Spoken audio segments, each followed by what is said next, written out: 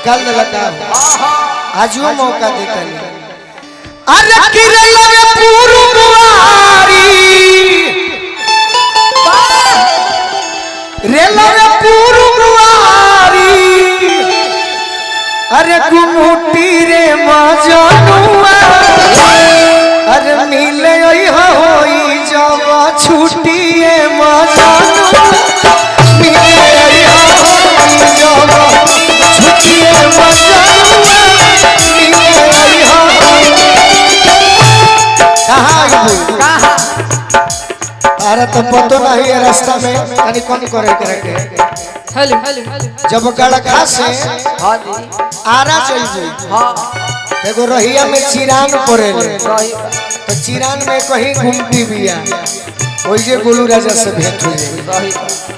रेला रे पूर्ववारी घुमटी रे मजनुआ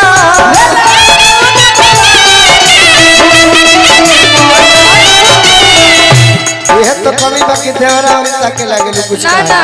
ये नहीं मोबाइल चलाता हूं करो मिले हो होई जब छुट्टिए मजनुआ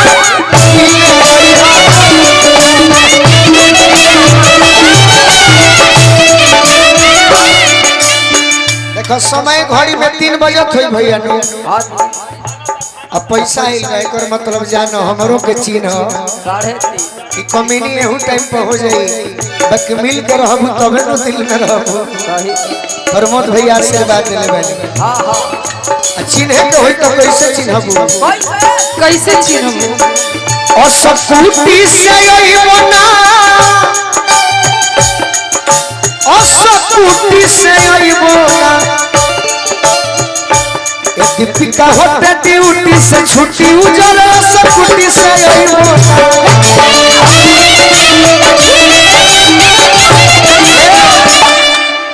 तू हमारा से कही हो का पाका आईबो ये करे जा इंतजार करी हो पाका आईबो ये करे जा इंतजार करी हो केनी ओले चल के ये कांता हमसे प्यार करी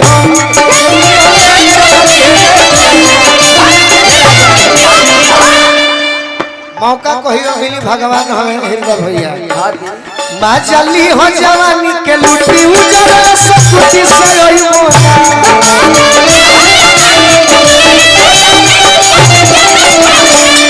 माँ जल्दी हो जवानी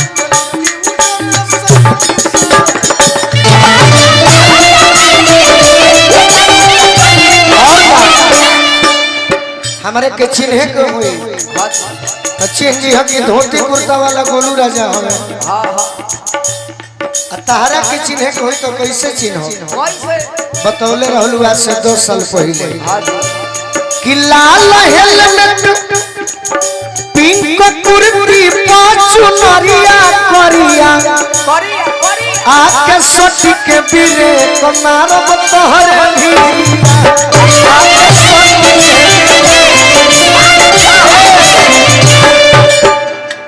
और कैसे चिन्हबो और कैसे काटब पीछे से आके चिउटी उजरा सकुटी से आईबो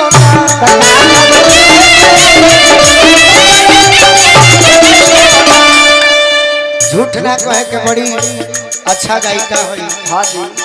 मनबो करेली बचपन से बहुत सुंदर एक दिन हमारा से सपना में कहली हकीकत ना हुई तो सपने में बतावल जाई हां जी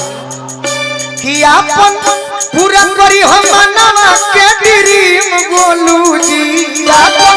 पूरा करी हम कहियो भेंट होई तो हां जी चिखी हो चुसी हो होई जवानी आइसक्रीम गोलू जी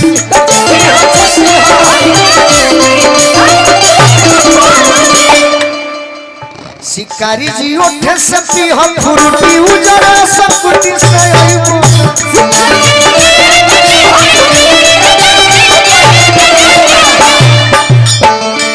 अब कह मात्र 10 मिनट क्या बात लेकिन रौरा इतना अच्छा बात ऐसे के बोले तू एकरा के बेचारा के दबा देलू है ई कोई कोनो बात नहीं के बोल दबाई वाला कौन ना ना ऐसा कोनो बात गीत संगीत में होला लोग का देखेला कि कौना गीत से मजा आवता कि ना का भाई